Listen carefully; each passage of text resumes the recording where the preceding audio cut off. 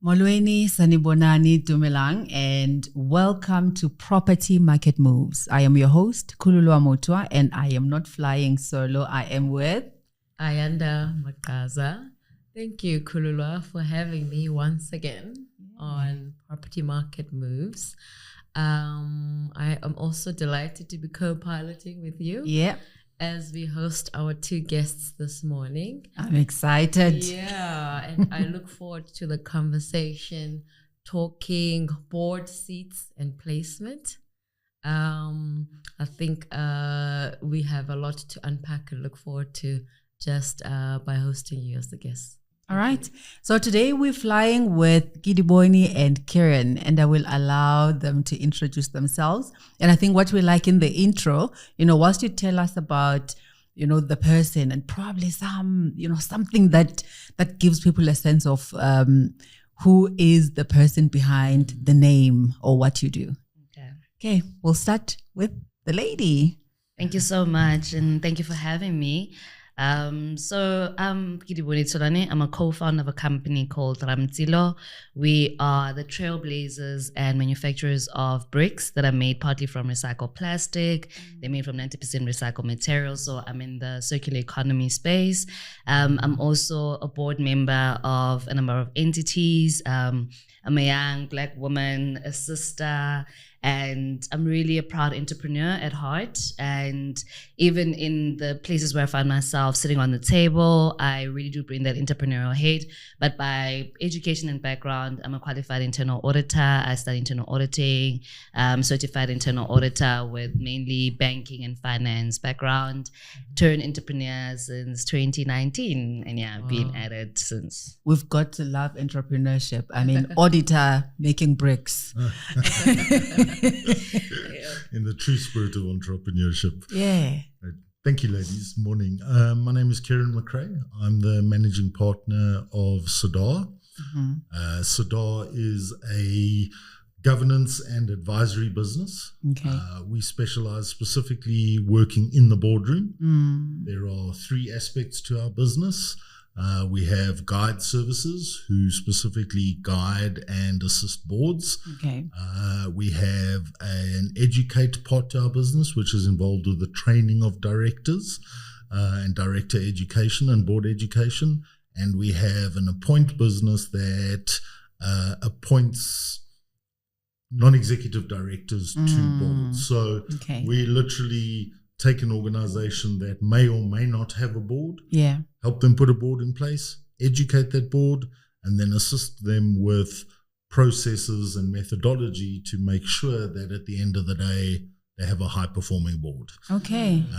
The name Sirda is the name given to the lead Sherpa on a mountain expedition. Interesting. And the whole philosophy behind the name is that the Sirda is there to take you on the journey to the top of the mountain. So, oh my goodness. People that love mountain expeditions, in particular high mountains like Everest or Kilimanjaro, etc., will normally hire or acquire the services of a Sirda to lead that expedition. And importantly within that analogy is that the Sirda doesn't stand at the bottom and tell you what to do. He or she climbs with you. Okay. The Sirda is also not there to go to the top of the mountain and take pictures for you and bring them back Come for on. you. So that's the analogy and the basis and the crux of our business. With you in the journey. Absolutely. And our focus is very strongly on privately owned, entrepreneur type businesses, as well as family held businesses. Although our services, especially on the appoint side and on some of the advisory aspects like board evaluations, do extend into the listed space and all of that. We're a truly African business. We got offices Joburg, Cape Town, Kenya, Ghana, Nigeria. We also have a presence in Australia. So we bring a global perspective to the boardroom. Wow. Yeah, Okay. well positioned. So I think that connects quite well with the chat and the conversation we would like to trigger today, and particularly it being Women's Month. We want to shine also the conversation and kind of the focus on women in the boardroom. How do we get women into the room? So part of our journey and the conversation we've had previously is more the training aspects, the governance readiness, and kind of planning a secondary career. And once you've armed yourself with all of that, how do you now position yourself such that you are eligible, you are top of mind when somebody is thinking about, a placement in the board? So if we can unpack that conversation, and maybe Keiron, you will lead us with, how do you in your advisory business kind of take that Sirda ship in you? How does it work for somebody who has only had maybe governance training and has set themselves goals to, eventually belong in that boardroom? Absolutely. It's a fantastic question, and it's a question that I think a lot of boards are grappling with on the one hand, and a lot of talented female directors or people in that position are grappling with on the other side as well.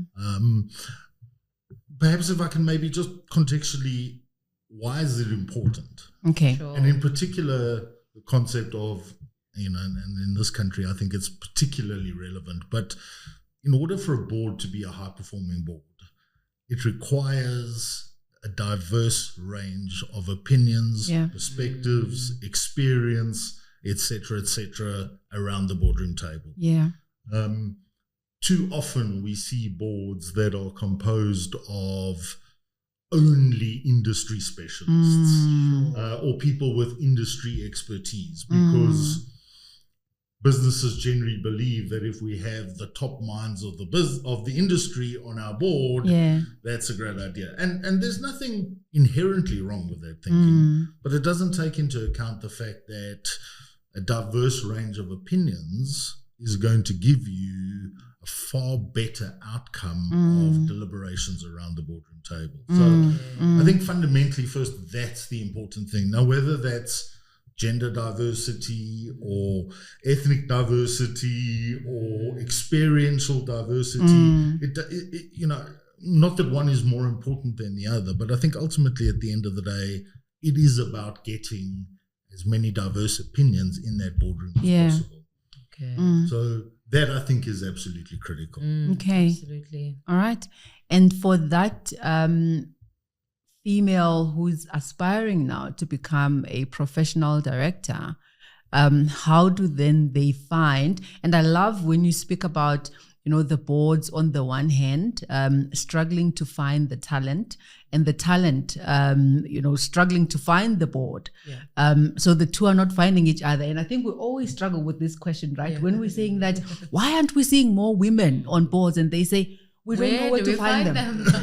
We don't know where to find them. So how do we then navigate, this difficult terrain where board meets talent, or talent finds the board?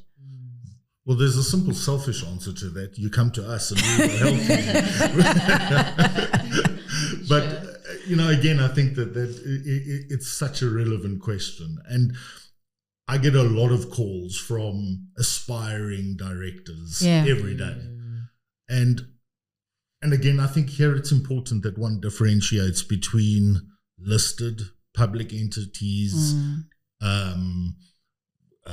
state-owned enterprises versus entrepreneurial family-held businesses, because the approach and thinking is obviously very different if you're talking about a large corporate versus an entrepreneurial business.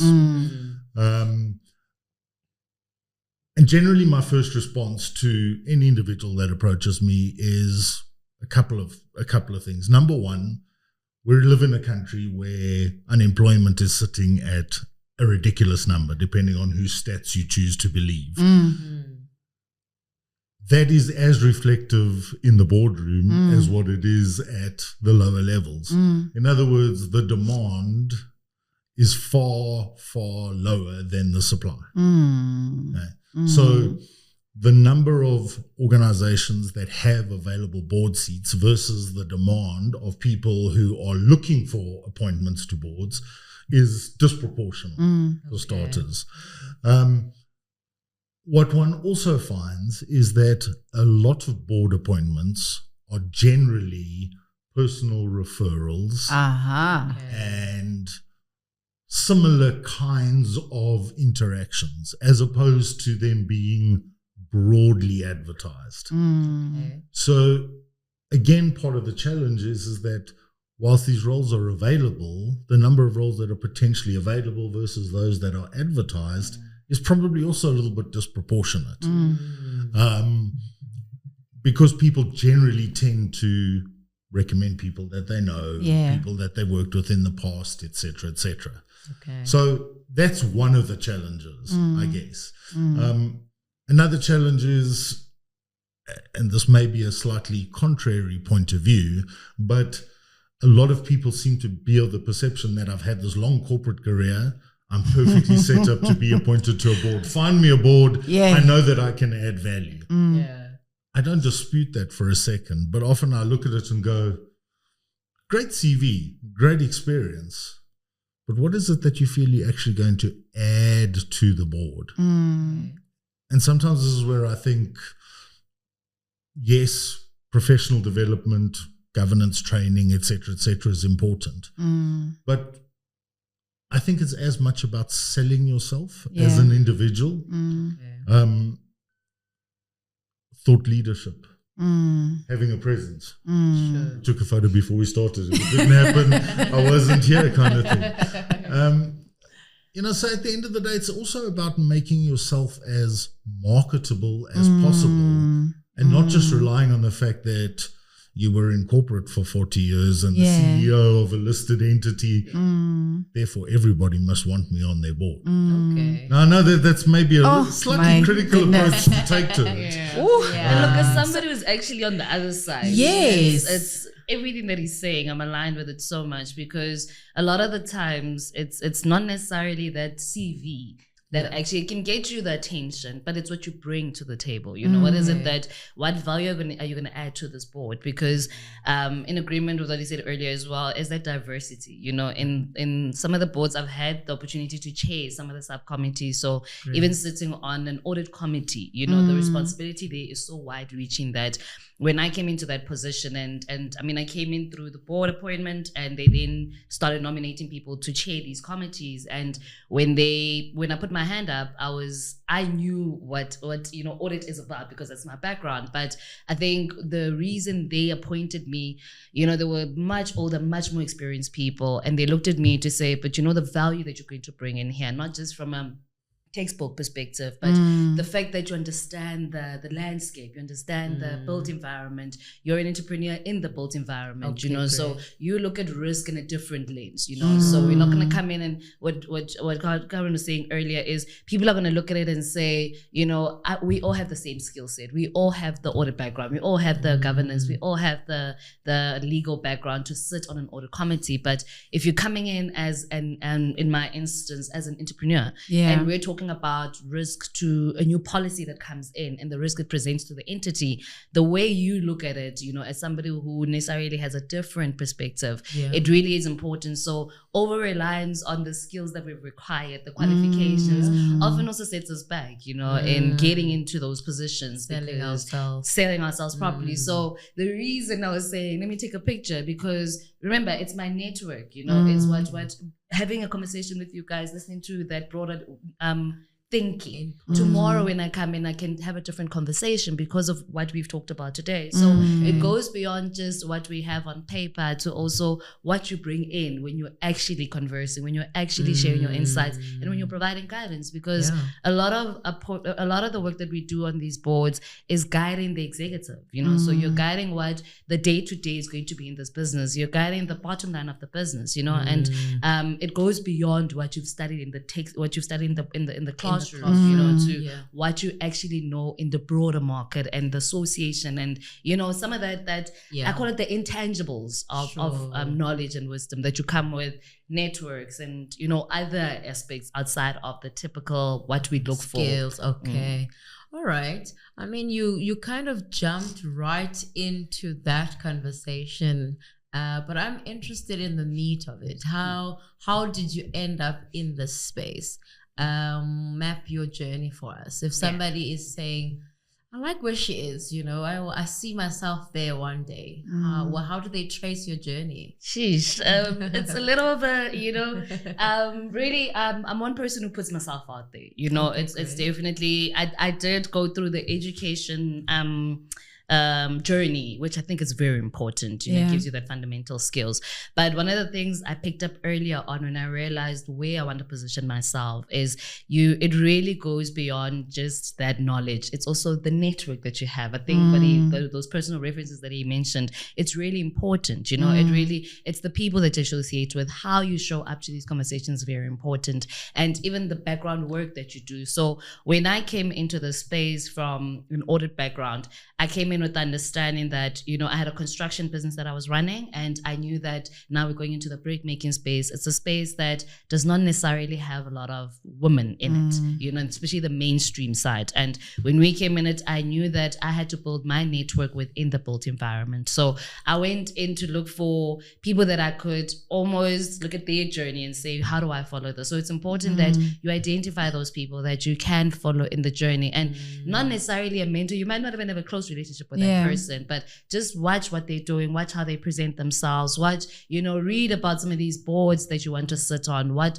are some of their reports. A lot of reports are available. Information is at our fingertips. You know, a lot of these boards that you aspire to one day sit on, whether it's listed or it's family-owned businesses, look at how media coverage, you know, what is it that's important to them, their values, what the company is about. And once you have a better understanding of the company, you're able to start channeling yourself in those spaces. You know, you're able to, if you are looking at in my case, if we were looking at manufacturing companies, not necessarily brick manufacturing, and it comes back to what he said earlier, that it doesn't have to be people with the same expertise, but we looked at how manufacturing companies are reporting themselves, are presenting themselves, what are some of the key things that are important in the industry, and where do we need to be? So you find yourself attending exhibitions, you find yourself attending seminars, just so you can start associating with these people, understanding what the industry is about. So it's a lot of background work that you do to make sure that you align yourself with where you want to get to, you know. And all right, I mean, put yourself out there, you know, put in those applications. There's a whole lot of no's that you receive, but when you do get even that one yes, the doors that it opens, because when you're sitting on a board, it's maybe 4 of us on a board, but you're sitting on 2 others, she's sitting on 3 others, he's sitting on 5 others. When he's listening to how I show up to board meetings, how prepared I am in meetings, tomorrow when he's sitting at another board, he says, they're looking for a person, can you please apply? You know, so it's how you really prepare yourself doing that work. And it does not, as I said, it doesn't require mentorship, it doesn't require you knowing those people. There's so many people that I look up to that don't even know me, that I've never even had an interaction with, but I just look at where they are, what they're doing, what their business is about, what message they're sending out. I love that we mentioned family-owned businesses. There are a number of, because we're a family-owned business, and there are a number of family-owned businesses that I look at to say their journey, that today they've built such a huge enterprise. We're in the process of actually trying to set up an advisory board, and now we've got so many people who put their hand up to say we can be on your board. But you now have to, you know, look at what is it that these people associate themselves with, what is it that they talk about when they're out there, you know, what is their belief in terms of how to run a business, how they thought leadership is, so that you can then have suitable people. So it really goes beyond just you looking good on paper. And a lot of us look good on paper. A lot of us are educated, experienced, that 40 years of experience. It's unbelievable how even those type of experience and backgrounds can be overlooked for somebody who's proactive, who's out there in the market, you know? Okay. So it goes beyond just, I mean, it goes towards also how you present yourself out there. Sure. Right. And she's touched on how we show up then once you actually secure, you know, that board seat. So what kind of investment, once you've secured, you know, a board placement, do you need to put into yourself so that you are continuously relevant and value adding, so that you are able then to secure more boards and actually then build a career? It's a fantastic question, and I think Didi touched on so many important aspects in what she was saying there.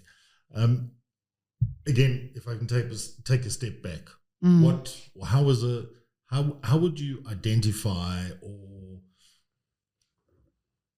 describe a high-performing board? Yeah. Okay? Or what does it take to have a high-performing board? There are probably a number of factors in there that we look at. First of all, a board needs to have a certain rhythm and cadence to it, so it needs to meet regularly. You make such a great point about directors coming to the board meeting prepared. Yeah. Okay? That means that there's an onus on the executive to prepare the board pack timeously for the directors to apply their minds to what is in the board pack. Okay. Too often you arrive for a board meeting and you got the board pack that morning and it's a 100-page document. Yeah. There's no ways that you can go into that board meeting and apply yourself in that board meeting. The board needs a methodology. So it needs a framework that it works to. Now, typically we would think of that as an agenda, okay? But an agenda is only a small component of it. What the board needs to do is ensure that it is focusing on the key aspects of governance in every board meeting and that it looks at those in a rotational or on a rotational basis so that the board knows that it's addressing the key factors. Okay. So often the challenge in privately held, family held businesses is that board meetings become operations meetings as opposed to a board meeting. Okay. And a clear focus on governance is critical from that perspective. The fourth aspect, composition. So do you have the right or the best people around the table? And again, there's many aspects to that.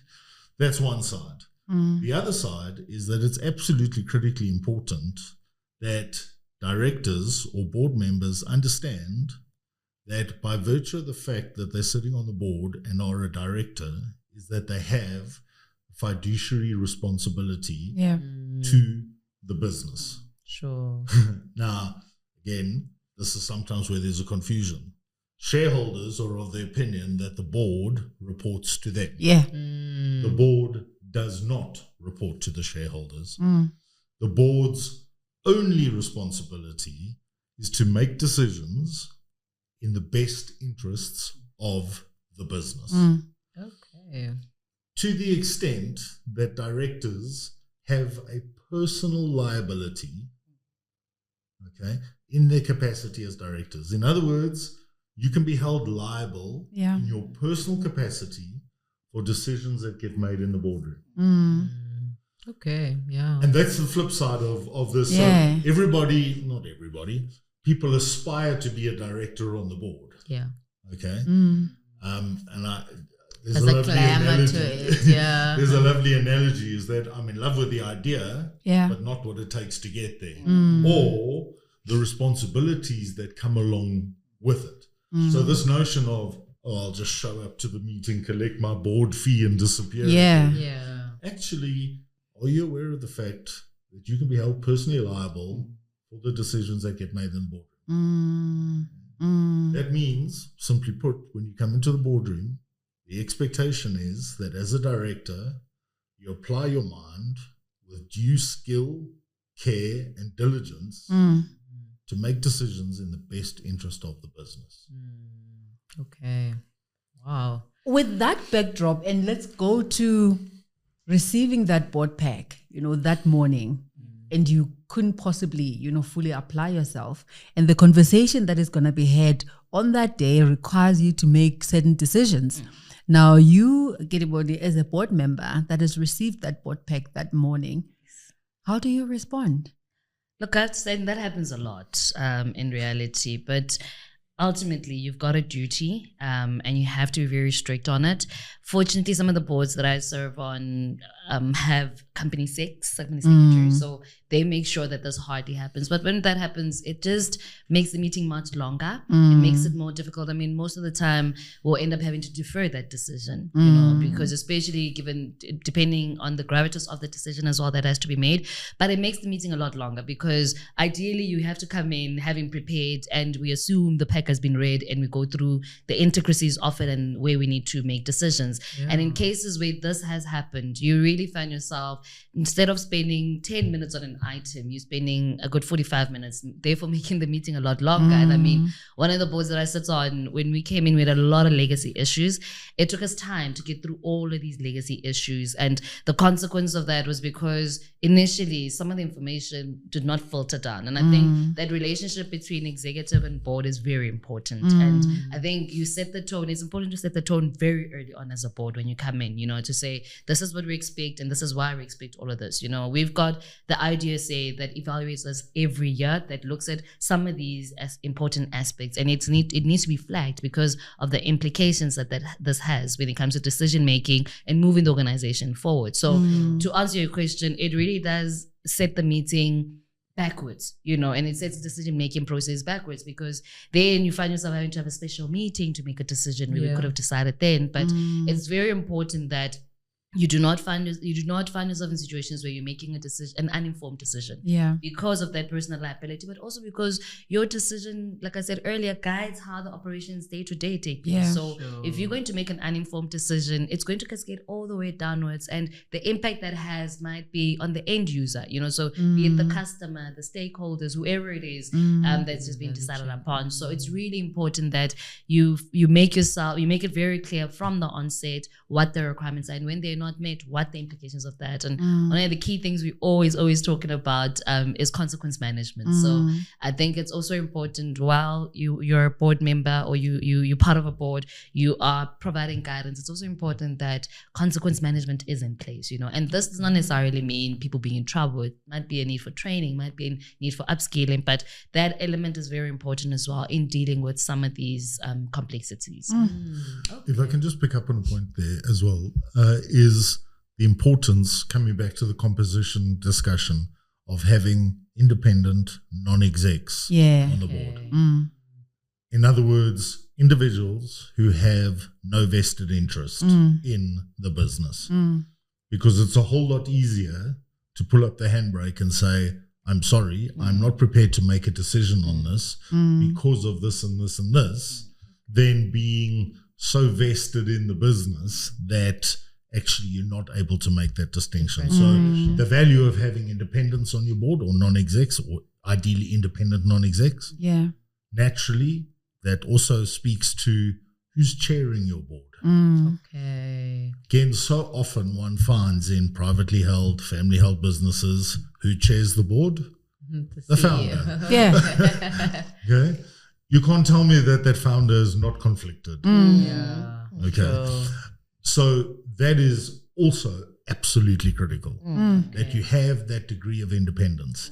And again, coming back to my earlier point, if some of those independents have no industry experience, then the insights that they can bring from such a different perspective, because they're not so caught up in that.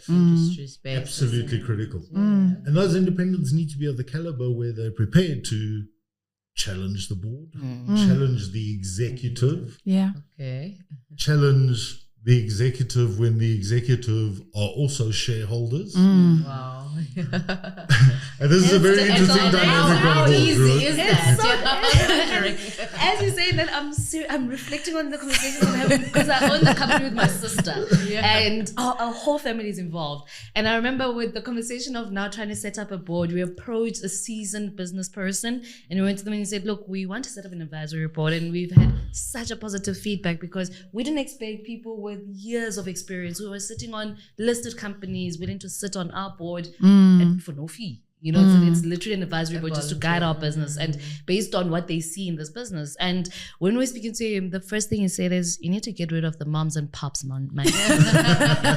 moms and pops mindset needs to go. You are running a business, yeah? When you come into the boardroom, we are going to challenge you, you know, and it's nothing personal. And we really don't gain much from this thing, but to empower this business, you know, and having to set up that, we had to sit down and we said we wanted people with manufacturing expertise, you know, waste management, like really industrial expertise. And when we went to speak with this individual, he raised that point of diversity. You know, the importance of diversity in a board is really that these people are going to ask you questions you never even thought of, you know. So you're sitting with somebody who's got a marketing expertise, be in a completely in the financial service industry. Yeah. You know, this person has been in the industry for 50 years. Sure. And when he sits with us, he says, you know, he asks us questions that we would never even imagine would be relevant to our industry. You know, when they talk about social media, we're like, who cares about how grades? Do we, you know, how do we put them on you Instagram? understand? And the perspective that they bring is so refreshing that you see the importance of that diversity. And I think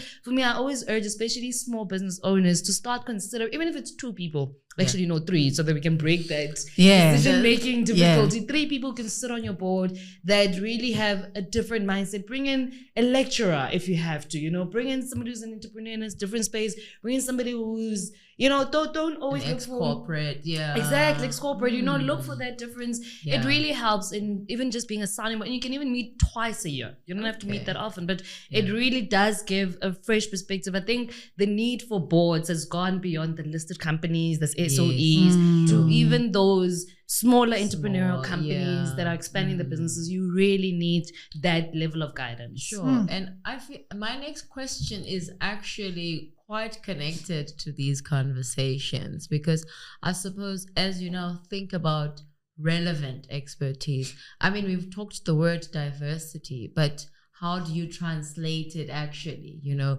what are those skills, what are those expertise that are becoming more topical, more kind of necessary to form a team in the boards? Look, I've said previously, women were always flagged for being emotional.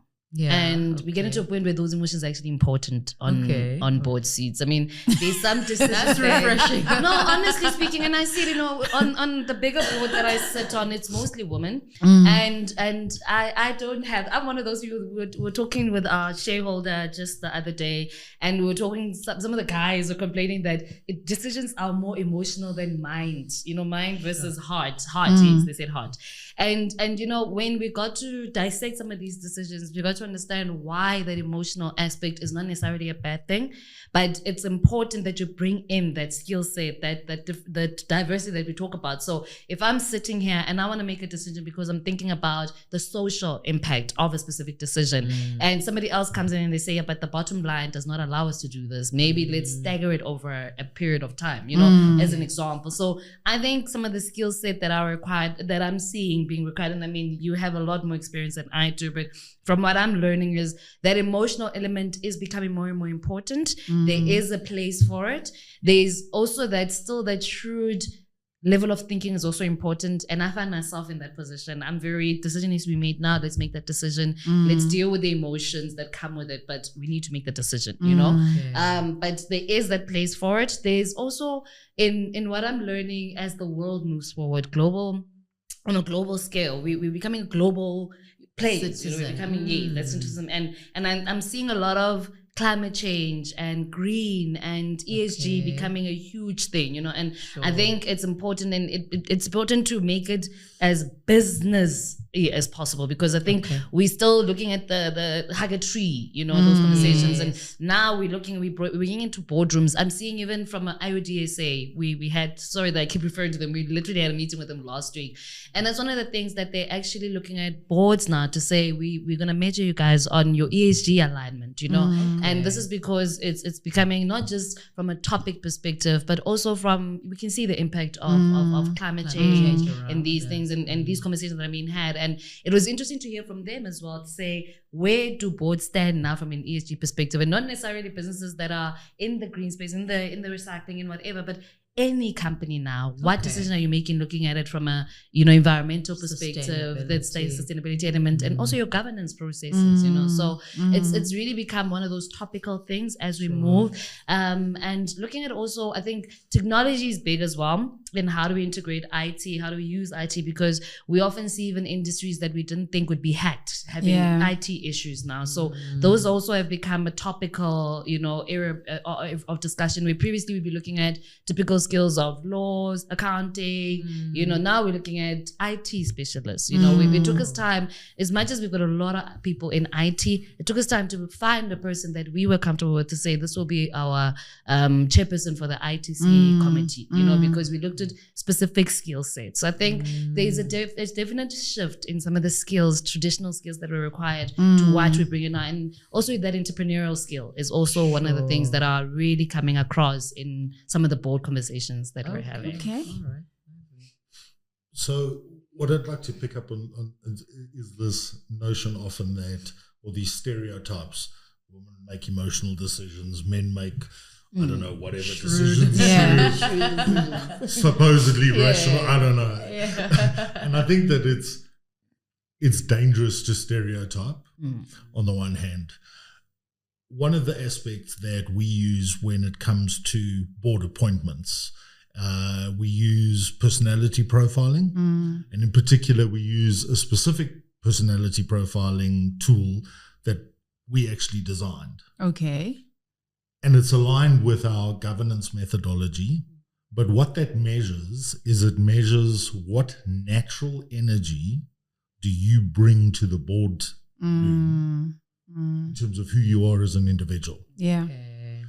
And without going into the nitty-gritties and the details, that talks about 4 natural energies. It talks about activating energy, which is fairly self-explanatory, that activating energy often associated with ideation, etc., etc. Sure. Then inspiring, let me go the opposite of the activating energy, is the sustaining energy. All right. So sustaining energy is the energy that we associate with getting things done. The inspiring energy is very much a people-focused energy and is inclined to get things done through and by people. Yeah.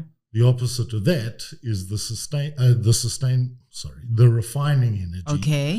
Okay, which is very much focused on efficiencies, processes, systems. Okay. So if you think about the natural pull on those 4 sides, if you like, okay, to what extent is your board balanced?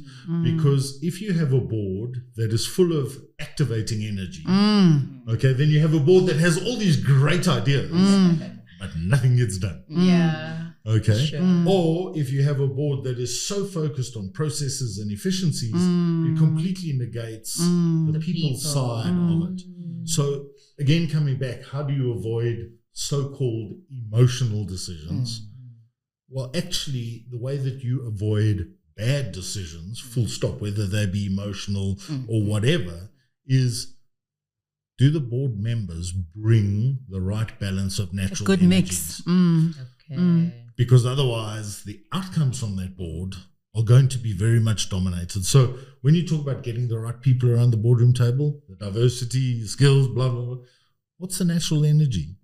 Because the more you balance that, the more effectively the board can deliberate what it's going through. Okay. So if we go back to this concept of independence, right, in these boards, and I think not necessarily only for the family-owned businesses, or even, in that scenario where the shareholders are of the view that the board reports to them, is accountable to them. So how do we balance this concept of independence where you are in this family-owned, board, and you have to speak against The founder. what they firmly believe in, and actually probably, indirectly, want you to take a particular view, steering a specific direction, when maybe that company or the people behind that company don't fully understand the value of creating that independence and allowing that board to actually, do what it's supposed to do. But they're thinking of, well, this is my business. I started it. I pay. Actually, I can remove you if you don't toe the line. Yeah. So in your role, as Sirda, how do you capacitate, these boards to understand and appreciate the value of actually allowing these board members to speak up against, without fear or favor? It's a wonderful question. And I think the short answer to that is sometimes they can be very challenging. Yeah. So first of all, simplistically, it's about understanding the differentiation between what we call the three hats. The hat of a shareholder, the hat of a director, and the hat of an executive. Okay? Now, very often in family held, privately held businesses, the shareholder is also the CEO, is also a director on the board, and a whole bunch of other people around that. So first of all, independent by definition means that you have no vested interests, specifically financial, in the business. Yeah. Non-executive implies that you have no role in the day-to-day decision-making of the business. Okay. That doesn't take away from the natural tension that exists when you're in this environment and the shareholders are unable to differentiate between their three hats. Yeah. I know that when I walk into a boardroom, I unequivocally am only wearing one hat because I'm not a shareholder and I'm not an executive in the business. Okay. And sometimes it is my job as a non-exec independent on that board to remind the other board members that your shareholder outside the door, please. Or to have a strong enough chair who is capable, competent, and confident enough to say, Didi, I'm afraid in this particular conversation, you are conflicted. Yeah. So if we're going to do our job properly as a board, I'm going to ask you to excuse yourself from this conversation, and the rest of the board and I will deliberate the point. Okay, all right. So simply leadership. Okay. And good leadership. Okay. I know that that's a very broad topic. Yeah. But that's what it takes. Sure. Comes back a little bit to this concept of the Sirda. Sometimes you have to make tough decisions in the boardroom. Yeah. Okay. Sometimes that means putting the patriarch of a multi-generational family business in his or her place. Knowing that could very well cost you what's more important. Okay? Bearing in mind, coming back, this is where I also just wanted to, the differentiation between an advisory board and a board per se. This concept of an advisory board all sounds very nice. And at the risk of being slightly contrary, an advisory board is a little bit of a cop-out for both the organization and the members of the advisory board. Because specifically within the context of this country, an advisory board has no teeth. I see. An advisory board cannot be seen to be making or participating in decision making. Okay. So an advisory board member can express their opinion, but cannot vote, cannot say to the CEO, I think you should make this decision. Can't force the CEO. Yeah. And when I say force, again, I'm using it a little bit in inverted commas because it's important within the context of a board that the CEO recognizes, even if they are the shareholder, that they report to the board. Okay? The board's job is to manage the CEO. Often the CEO believes they manages the board. because I'm the CEO. Especially the founder. Look, I have to somewhat disagree, and this is why we're here, right? Different minds have to come up with a different. I think it's that I love the point you made earlier, the leadership that comes in.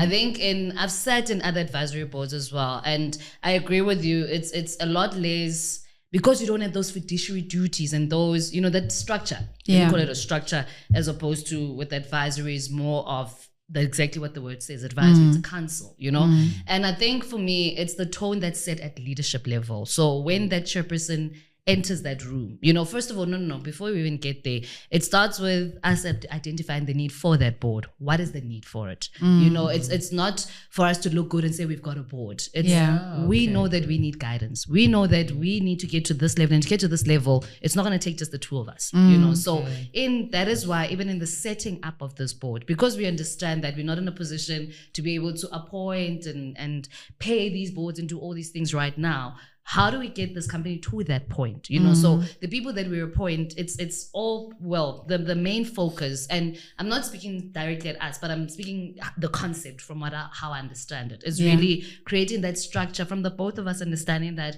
it's not going to be a comfortable, we're here to comfort you and tell you what you're not doing right. No, this is what's good for the entity. And if you want the entity to be guided in this way, this is what we bring to the table. So that chairperson for us comes in with that tone of, we're here to set up systems that are going to enable this company to grow. And in order to do so, there will be uncomfortable decisions. If you want to get to that point where you're setting up that formal board that is remunerated, that is structured in a certain way, this is what you need to do. A lot of stuff, like I was saying with marketing, we had an issue where our product was sitting in markets, in the market, but there was no knowledge of the product being in the market. And it took us having to sit down and be guided from a marketing and global advertising. How do we get the product out there?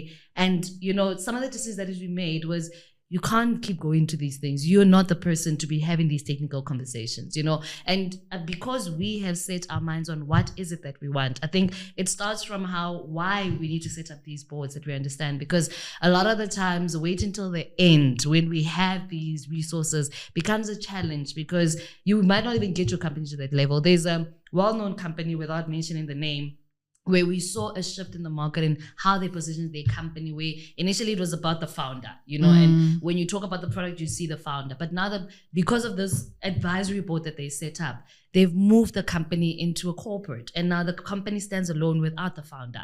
And it's things like that for me, that it's in that leadership, that role of the chairperson is so important. And I see it even in the other boards that we sit on, the role of the chairperson, it's not just the person who's going to call us to order and make sure the meeting ends at the right time. It's how they guide the meeting throughout, how they guide the decision-making process throughout. So it's really important that, and as broadly as you said, the right leadership. It's really important. Absolutely. To appoint The leadership, the intentionality, the being firmly vested in why you're actually doing it, and not just having it. Because I think if then it's advisory and the owners of the business don't really value, or understand why it's actually been set up, then it could become, a cop-out, because that board has got limited, powers in shaping the direction of the business.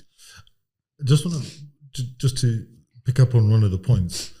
The fact that you're not necessarily remunerating directors in terms of a director's fee doesn't necessarily mean that they are there for only an advisory board. Yeah. Yes, it's true that, and often an advisory board will be done very much on a voluntary basis, and because individuals want to help. But you don't have to. There's nothing that is legislated or required that in order for a director to serve on the board with a fiduciary responsibility, that they need to be paid. And you see this often in NGOs, for example, where people serve on those boards, they have a fiduciary responsibility, but they're not paid. So yes, whilst it might be a slightly contrary point of view to say an advisory board is a little bit of a cop-out, don't sit with the notion that if I can't pay the directors, I can only have an advisory board. Yeah. If you truly want to be held accountable as a founder, as a CEO, then appoint a board that has teeth. That has the ability to actually hold you accountable. And simplistically, I always say, is that if you're in that position where you're considering a board, answer 3 questions for me. Number 1, do you need help? Now, a lot of people will look around and say, I need help. So they go and ask somebody for help. Easy. Question number 2, and this is the really critical one. Do you actually want the help? Okay. Because sometimes, let's use a medical analogy, you wake up in the morning and you go, I don't feel so lekker, I need some help. You go to the doctor and the doctor says, hey my guy, hey my lady, you need to exercise. Yeah. I don't really want I don't want, yeah. So you have to decide, do you actually want the help? Okay, all right. Those are 2 critical aspects. And this is where, again, holding yourself accountable as the CEO or as the founder to a board that is made up of the right people is one of the critical success factors. If as an entrepreneur you want to grow, you want to scale, you want to attract investment, you want to sell, you want to acquire, all of those aspects are all part of that equation. Okay, so as we wrap up, and I think I'm going to pick up on that, and then the last, closing remarks from your side, Gidi. I think as you're saying, then if you want to set up a board, answer these 2 questions. Can you talk to the aspirant director? When you want to become that director, answer these 2 questions. What would those be? So first of all, are you prepared to put in the work that is required to serve on that board? So what's your motivation behind it? Yeah. Okay. Are you only interested in the check fee? Yeah. And the status that goes along with saying, I serve on this and this board? Are you genuinely prepared to do what's required? Preparation, etc., etc., etc. And are you going into those meetings clear in your mind that it's your responsibility to make decisions in the best interests of the business? Okay. Question for Gidi? A question for Gidi. Okay. Maybe again, targeting the aspiring person. What would you say has been one of your toughest moments in the boardroom, and how did you overcome it? How did you paddle yourself out of that situation? Look, I think it's that preparedness, having to make those hard decisions. I think what I kept expressing is, when you are sitting on a board, it's very high level where you're sitting, but you impact the day-to-day of this business. So when you have to make decisions about the future of people in the business, we've had some of those challenging moments, and again, you bring in different personalities, different people in the room, and to get to those decisions is not a yes, this is what we do. There's a level of emotion that people bring in. There's a level of this is what needs to be done. How do we do it? And in some of these challenges, especially where you have to decide the future of people's livelihood, that's probably one of the biggest challenges, because you then need to act in the best interest of the organization as you're required to, but you also need to look at the implications of these decisions, not just from a personal perspective, but what tone does it set for the company, or what is going to happen once this person is gone? Because oftentimes when the board is involved, it's really at a certain level, in terms of appointments. So it's making those tough decisions in terms of what needs to happen that impacts the people, the organization, and how do we move forward going forward, not to now be seen as a board that is there to just crack the whip, and always disciplining people. And so how I manage to overcome that, is to look at what is good for the entity, what is ultimately good for the entity, where we're trying to get this entity, where we're trying to say this is the success of the company and what needs to be done, and is Kedibone the suitable person for where we want to take the company, and having to make that decision. I mean, I always refer back to the Apple example, and how they at some point had to get rid of, had to sideline the founder, and I know people say that a lot, even with us, they're like, founders actually inhibit the growth of a company. It's a really untold truth about founders, is we really are those people who want to be too much involved in the company. So it really is important. And sometimes we don't want to take that criticism because I founded this company. I know everything about this company, And it's often the case when you're sitting on these boards, it's really important that firstly, like I said, and I hope this really sticks with the people who aspire to sit on boards, associate yourself with the people you want to sit on their boards. Associate yourself with the industry where you want to find yourself. And once you've done that, it's even easier once you sit on these boards to understand what the industry is about, because you've taken the time to understand before you even got appointed. And when you're in there, always look for what is good for ultimately the company, because that is where your actual job is what is good for that company. And all these decisions that you need to make in between must be guided by that. All right. What an insightful conversation. And I hope that you stayed with us right through to the end. If you are an aspirant board director, you are already sitting on boards, or even as a company that is that has a board, this conversation certainly gives you all the information, the education, and the empowerment to help you and guide you along your journey. Thank you to our guests. This was amazing. Thank you. Thank you, ladies. Great pleasure.